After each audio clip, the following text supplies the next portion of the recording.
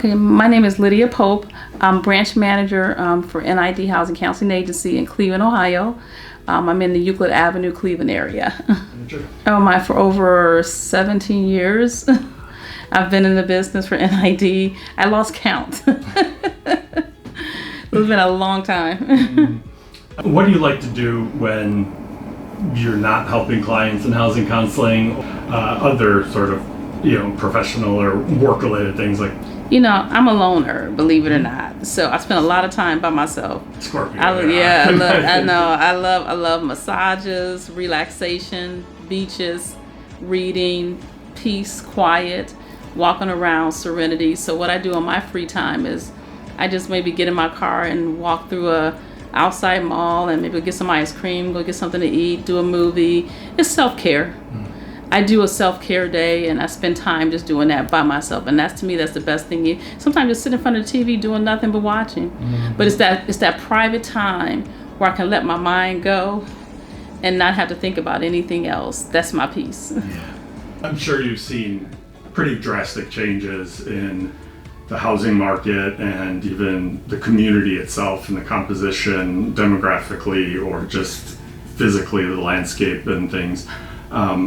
What has stood out to you that has persisted over the 17 years? What has stayed the same about your services or the area that you service? So what has stayed the same with our agency in Cleveland is we always offer that in person, that face-to-face. No matter how technology has changed, no matter how the environment has changed, things have changed, we're still here. You can walk into our office, you can get some help, you can talk with us. That has not changed over the years I've ever been a counselor. So, how things have changed, because everything went virtual for a while. Yeah, it did. Now it seems to be a real need to come back to face, especially for these sensitive matters. Housing connects to so many other things, right? So many health outcomes, education, employment, transportation, family safety. Housing tends to involve all of those. So with such a sensitive topic, do you find that clients are now more eager to meet with you in person? They are. We were born and raised touchy-feely. Mm-hmm. We need to see each other. And when we do business, we do it, and we're touching each other. Mm-hmm. We're talking to each other. So virtual can be a great way for answers, but it's not the way. Mm-hmm. I think the natural way is when you can meet with someone and you can feel what's going on within them. It's like going to church, how you go sit in the sanctuary, you can feel the vibe. Internet, you really can't see it as much. You can feel a little bit, but when you're in person, you get that true feeling. So with a client, having a conversation with them and them having a conversation with us, it gives us a sense of just community and privacy. And they feel that they can open up a little bit more and we can read each other a little better. We help better when we see you. Mm-hmm. So, yeah. And that's one of NID's great strengths as opposed to some of our peers in the housing counseling industry is we are not a virtual only service, nonprofit. By being physically located in the neighborhood that you serve, working with a nonprofit, any nonprofit, but especially one like NID that does rely to some extent on grant funds from the federal government and local agencies. Yeah. Why have you stayed on as a CBOM for 17 years, despite all of the financial challenges, resource challenges? Why stay on? And it's a lot of work to be a certified branch office manager. So why have you stayed on? I stayed on because I love it. I love helping people.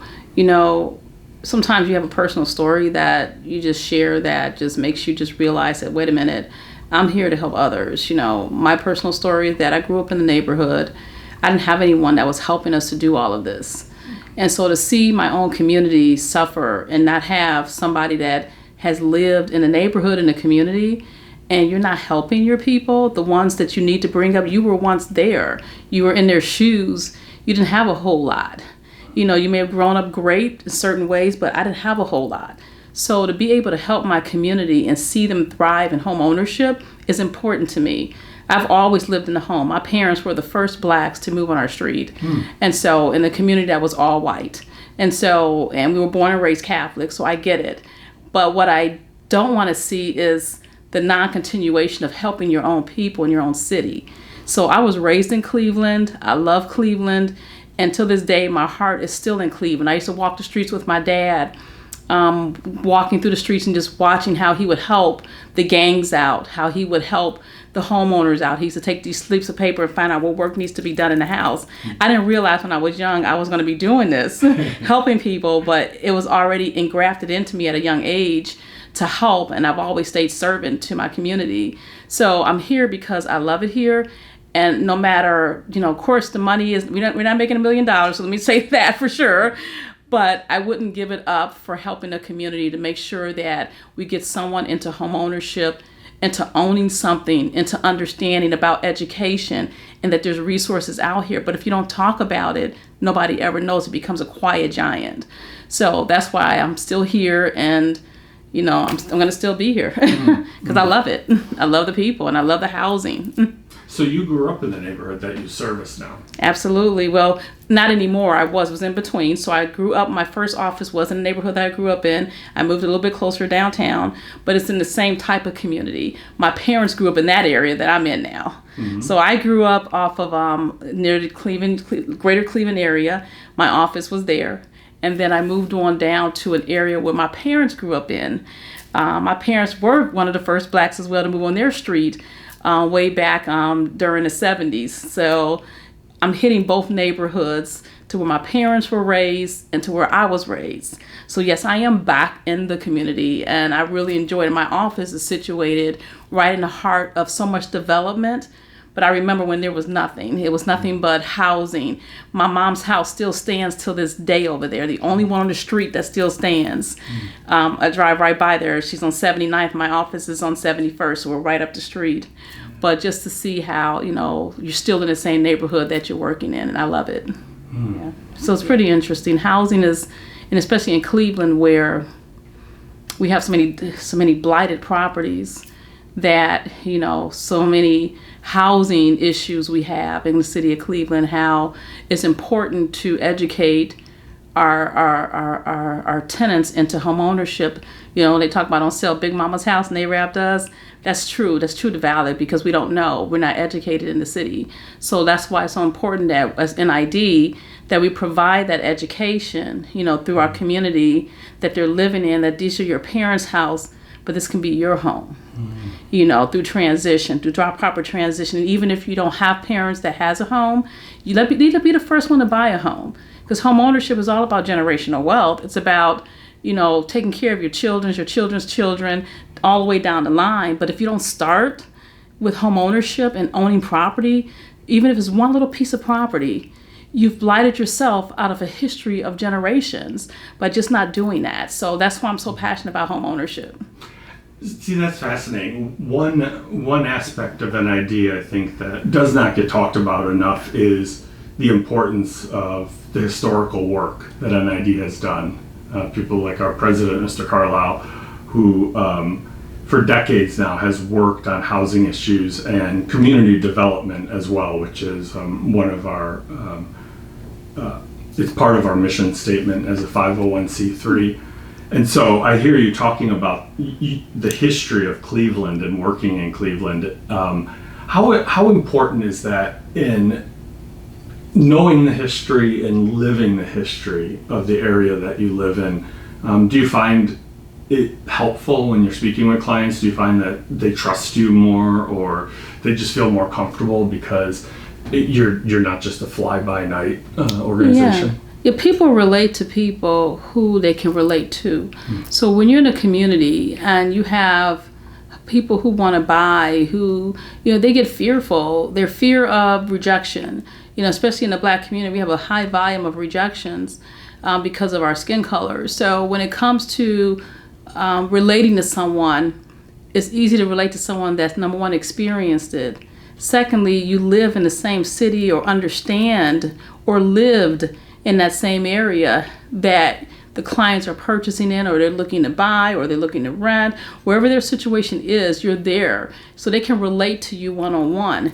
And that's what I love about NID National, is that we have founders and presidents like Mr. Carlisle and President Tom Holmes and Madam Evelyn Reeves and Letitia and Jackie. These folks right here built a lot of history on NID about community in their areas.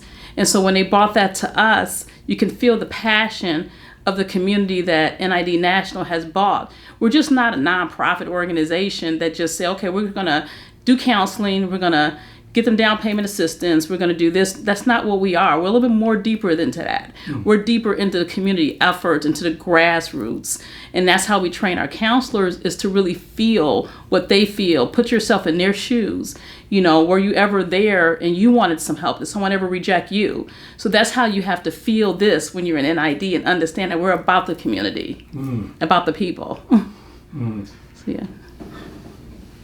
It's just so interesting because one, I think with any service provider in any industry these days, being able to feel empathy from the individual that's providing the services is rare, because there's, everything is with virtual communications and stuff. Possibly the service provider isn't anywhere near and might not even have any personal experience in the subject matter that they're working on. And so this seems very unique to be not only lived experience, but have a genuine empathy towards building historical wealth, like you talked about, and maintaining the roots, the history of a neighborhood to carry on, and to not become amnesiac about what built the neighborhood and the people in it. Yeah. Do you find, do you have a sense of that you're a participant in a long historical line of helping disadvantaged, discriminated against clients stay in the neighborhood where you're located? Why is that important? Why is building generational wealth or keeping families in the same neighborhood and same area important? First, it's important because generational wealth is about community and family, right? So you want to keep your family dynamic together, and most families grow up in the same areas. And so when you're talking about family growth and you're trying to grow this and that generational wealth, what's really important is that, number one, you keep the house that you have and you bring that down. See, when you're dealing with a child's college tuition, especially in the African American community, it's very difficult to pay for that without them getting student loans. Well, a good way to do that is the equity in your property to help them go to school. See, equity grows. It grows in your property to send them to school, to maybe buy more investment properties, maybe to buy another house. That's your generational wealth right there. You're bringing it down for each generation so they don't have to suffer and struggle like you did. And so you have to set the path, though. Somebody in the family has to be the one to say, I'm going to start this path of generational wealth and let it go down that line. I don't know who that person will be, but it has to be the one starter to do that. And when you do that, it just goes all the way down the line. My house I grew up off of on 106 in Union. I still love it. We still own the property till this day. My parents bought the house in the early 70s. My father passed, my mom passed. We gave it to my brother. Now he owns it. It's about, and now you see, it's generational wealth. It's equity built into that neighborhood. Now the whole area they're building all around their new developments. Now his equity has grown. Now suppose he would have sold that house. We wouldn't have owned anything. But that house still sits in the family till this day. That many years later, 30, 40 some years later, we still own the same house. That's generational wealth. You can't let your property go. You got to keep it going. Don't sell it to anyone. Keep it. That's what it's about. It pays for everything. It can give you more than enough with just your one property. They said one property, if enough equity, can give you a lifetime of success. Yeah. It is funny. I told Mr. Carlisle, I said, I was offered a position in January. I said, I need a set pay. I'm ready to just do this. I'm getting older. My health's not getting the best. I said, so I was offered a position. And I said, I woke up one morning. I said, Mr. Carlisle, I just can't do it. It's crazy. I said, I just can't do it. I love the community so much that I can't do it. I said, I have to still do what I love to do. It's super crazy. So, but I said, I don't know what I'm going to do now, but this is what I love to do. I love to help the people. So I'm here. I said, I'm here to stay.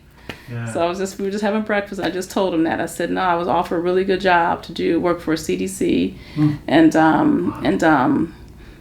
probably good pay, but I said, no, I need to help the people because I can't, I'm hands off. And I know where my space is. I'm hands off, so I need to be in the grain of the people. You know what I'm saying? Yeah. So I said I'm just going to stay where I am. So lately, there's been thankfully more talk in government and in the industry about mental health, both of clients and of housing counselors, because you're exposed to a lot of sadness and strife and a lot of emotions from clients who are experiencing those in the moment. How do you deal with that? How do you deal with clients that may have erratic behavior, or maybe just have difficulty? Let's just say clients going through a very difficult and potentially traumatic time under stress may have trouble being punctual with returning documents or connecting with you, or even just the manner of conversation that they may have with you. What's been your experience with that, and have you noticed a change like since COVID? You know, I've noticed a change. It's increased. I don't know if it's because media increased it or because it's an increase, but in counseling, when you're doing housing counseling, where you're always at a space where you feel like you're counseling other than just housing. You know, there are a lot of mental challenges, and you just have to know how to handle that and allow your clients to vet. Sometimes they just need that. It's a window. So each client has his own specificity. It's like a DNA. A client that comes in knowing how to handle that and listening to the client will help you better direct, number one, the documents you'll need to help them. Because even though they're having some challenges, you can't help them unless they help you. So you have to have that conversation with your client and know how to talk to them, not at them, in regards to what you need. If you have a good, clean conversation with them, allow them, you listen and they listen, then I think there'll be a great communication between you and the client. But it's definitely have to have listening skills are very important, especially in this age post-COVID, because the dynamics of the world has changed. It's not all in person anymore. You're virtuals. Everything's electronic. People have lost loved ones. There's been ailments and sicknesses. So there's been a lot that have happened in people's lives that have mentally changed their behavior pattern and their understanding, and even the loss of job sites and things that they're at right now. So you just have to be cognizant and understand that this is not about you. This is about them. Take yourself out of it and put on your counselor hat and listen to them and counsel them. Now we can't do 1 million in a day. That's why technology is there, but you have to pick and choose, how to counsel your clients virtually and how to do it in person and still have the same impact. Touchy-feely is always the best, but we know we can only service but so many in a day. So you have to learn how to manage that window so that you'll be able to handle them. But it's real. I mean, mental health is real. And if you sit down and really listen to your clients, it's real. And so you just have to be very careful to make sure you're very temperament when talking to them, so you don't disrupt the process with them, because there can be a big challenge if you're not listening to them, especially in their state of mind, because they're fragile. So yeah, it's real. It's real. See, and I mean, put aside the history and your personal experience, which goes a long way when you're talking to someone that knows where you're from. I still, even though I haven't lived in Chicago since I was 17 years old, I know that if someone says they're from the south side of Chicago and I tell them where I grew up too, there's immediately almost a trust. There's just sort of like an understanding that, well, what it's like where I come from. So there's, more vulnerability, maybe more candor, more honesty. That's true. And so... That's very true.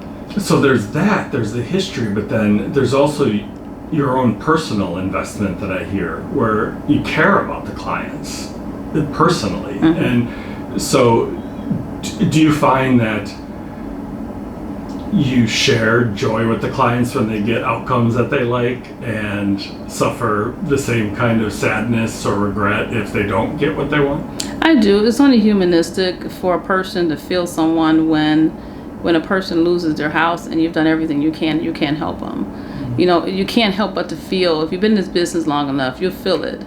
It kind of takes on you. You take on that role. It's like an actor who plays a role in a movie, right? They become that actor, and they now are that actor. So now they're that person. So now they begin to feel it. Well, same thing with counseling. You begin to start feeling the results of your client's successes and non-successes. And so you just have to make sure that when you're in this business, that you're very cognizant of, you know, not taking it too personal where it affects your business and your line of work, which it does not for me. But, you know, you got to feel something about the client. You enjoy the shares and joys when they buy. You're sharing that. You're happy that they got a home. But then when they're losing their home, it's sadness. But then you can stop the sadness and say, okay, now we've done this. What our solution is, what's next? Where do we go from here? Let's rebuild. So you have to turn that around and say, okay, it's not over yet. Don't get yourself down. You lost your house. It didn't work out. I tell you what, let's rebuild from here. Go to credit counseling, get your credit together. You can buy again. It's a home, and you can make this your other home. So you have to take what you have and build on it to get to the next level. That's the best way to say it. So it doesn't always have to end like that. So some clients can stay on and work with you for years in the life cycle. Oh, I have a young man that comes in. He's been coming to me about, maybe 16, 17 years. I kid you not. The entire time you've worked with him. Yeah. He's always come to my office. Everybody loves him. He still call me, I'm Pope now, but he'll Miss Curtin. I got a T in my name. Miss Kirtland. So he comes over and I runs his credit. I said, listen, your credit's fine. You're doing good. You know, keep doing what you're doing. So, and I've helped him so many years, from no credit to getting credit to having a home to now he's getting his home fixed up and rehabilitated because he had a lot of damages. So, but this was a lot of years of him just trusting us and just coming to our office because he knows he has a safe spot. He feels like it's a safe home for him. So he knows where to find me. He knows where I'm at. But yeah, it's been that many years. He goes where I go. And we still love him. But we're always here to service him. And recently we just helped him. He needed some help. They kept rejecting him. The city kept rejecting him. His house needs a lot of work. It needs a new roof. Totally dilapidated almost. He needed a whole new house just about. So we were able to talk with the city to get some funding for him so he can get some assistance. This has been a long client of mine, and I didn't know he was going through that. He didn't tell me that part of it, so we put the applications in. I helped him with the applications. We worked it out. We sent in everything we needed to, and I'm so happy he's getting the help now. I'm so happy because that's one of my best clients. He's been with me forever, so I can't wait to see how the house looks when it's done. So, but he got the city that's going to help him now, and he's a senior, so. Wow. Yeah, so yeah, I remember, go back a lot of years. But those are the people that trust you, that know that they can come somewhere, they got a home to go to that they can talk to, and you're not going to reject them no matter where you at. I forgot to tell him that we moved, but he found me. So he found, but it shows to tell you that people, sometimes they just want someone they can just connect to. That's all. It don't have to be a long time. It can be a short, it can be a long, but they just want to connect to somebody. Housing is important. Real estate is important. And sometimes people get neglected because of who they are and not what they can do. So some people you can feel, you just got to pull it out of them and say, listen, you can buy. And some people are not ready. It's going to take time.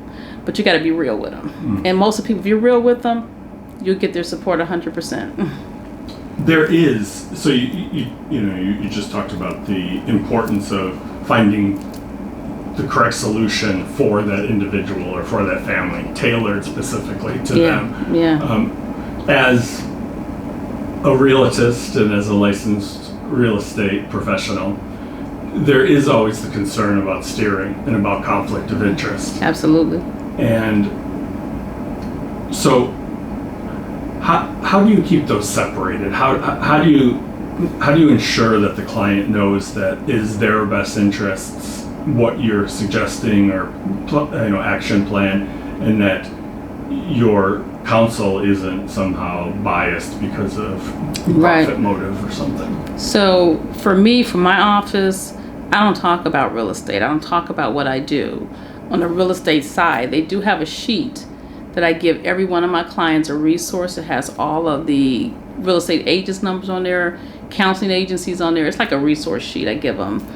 But my first conversation with them isn't about, hey, I sell real estate, I'll sell you a house. That's not my conversation. It's about getting them where they need to be.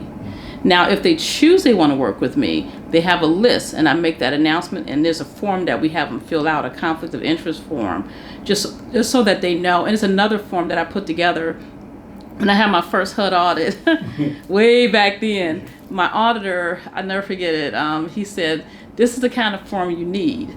So I created this disclaimer form that I wrote verbatim what he said. And I've used that form since then, and I put it in my real estate file, and I put it in my NID file. In the event, because there are clients from time to time that do want to use my services.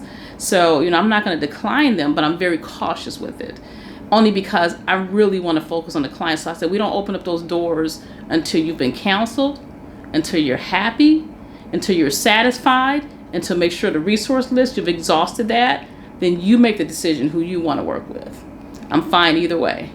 But never put pressure on clients to sell them a house and counsel them. They have to make the final decision. It's their choice. And when they make that choice, as long as you got the right paperwork, it works out. So that's where I am. I've never put pressure on anyone, and I love doing it. And have I sold houses? Absolutely. Do I do a lot of them? Absolutely not. I don't even like selling real estate, to be honest. But if it's a client that really want to use my services, that feels comfortable, then we do the proper documentation to protect us, to protect me from not just from HUD, but from the Division of Real Estate. So I got two sides of the fence I have to be protected on, and I prefer not to do that if it's gonna vitalize my whole career, as long as I've worked into this business. So no, but the documentation to me is the most important thing, and it's the making sure they understand clearly what your role is. You never go into a counseling role saying I do real estate. I mean, it's part of your conflict of interest documents, but that's not the conversation you're having with them. You're there for one reason. They came to you for counseling. You give them counseling. Now, when that's done, then they can make the service choice what they want to do. Once you close those doors, then these doors can open. But you do not start that conversation that way, because you're planning in their head what you're doing, and you don't want to do that. That's not good, and it doesn't look good. That's a really good point. And actually, as you're saying this, I'm thinking, these are the kind of things, I mean, you're on the advisory committee, obviously, and I'll ask more formally in a second, but I think we can use some of these even for potential counselors or CBOMs, like letting them know, like, this is what you would get into if you're applying to be a CBOM. The stuff of, how the conflict of interest works and why it's important.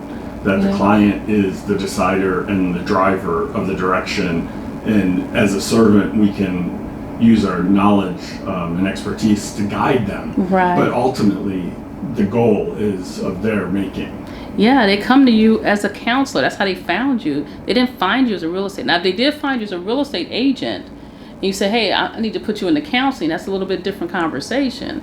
But if they came to you as a client to get counseled, you don't start talking about real estate stuff. You plant in their head.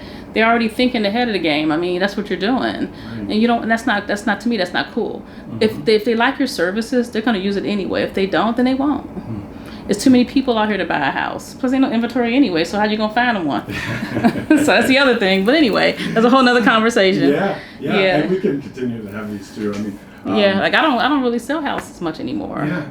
All my agents sell houses. I don't really sell them anymore. I do counseling. So I had to sell a house for the first time last week. Oh my God! I said I can't do this no more. This is too much. We went into all these houses, and then she finally found the house. I wrote the offer, then did the home inspection. I said, oh no, I see why I don't do this anymore. This is too much. This is not my space anymore. I've outgrown that space. I used to love it, but it's not my space. If someone interested in housing counseling is watching this and they're on the fence about contacting a housing counselor in your office specifically, what would you say to them? I would say if you love working with community, if you love helping people, if you want to see a change in people's lives, then that is the role for you. Don't be afraid. Take a chance. All you can do is try. I mean, if it doesn't work for you, it doesn't, but you won't know until you try. Sometimes you find yourself in a situation where you tried and it fits your personality, it fits who you are. But I always say, give it a try. To me, it's the best benefit that you can ever feel is helping someone else. This is my giving, so hopefully it's your giving. So, what would you say to a client, a potential client that is on the fence or a little nervous about contacting a housing counselor, and they really need help, whether they're facing foreclosure or they'd like to buy a home, or maybe a reverse mortgage, maybe even rental assistance now that that's become such a treacherous area of housing. If someone's watching this on the website or social media and they're thinking about coming to housing counseling, but they just feel apprehensive, maybe because it's so sensitive what they're talking about, what would you say to them? What I would say is, if you need help, we're here to help you. Sometimes there's a fear of rejection, and I would tell you is, don't be fearful of rejection. Housing counselors, we're not here to reject you. We're here to help you. We will help you from beginning to end, whatever situation you're in, but you got to come to us and you have to trust us. That's why we're here. So don't be afraid to talk to someone like us. We're not the attorneys. We're not the attorneys. We're not the bankers. We're not the real estate agents. We're housing counselors here to counsel you, to give you that comfort level. So when it's time for you to go to all these resources, that at least you know where you're at. We don't judge you, so it's non-judgmental. And so we're here from the beginning. So we want you to come with all your stuff laid on the table. Come with it all. Because in order for us to know where you're gonna go, is we need to know where you're at. So we want you to bring everything to the table. Bring all your credit reports, rather it's good, bad, ugly, beautiful, wonderful. We want to see it all, because our job is to make sure that we look at it, go over it, put you to the next level, and get you into that space you're at. If you're losing your house, bring all your information in. Let us take a look at it. We got to help you. We're not the bank, I told you, but what we are we're counselors to help you. So that's what we do. That's great.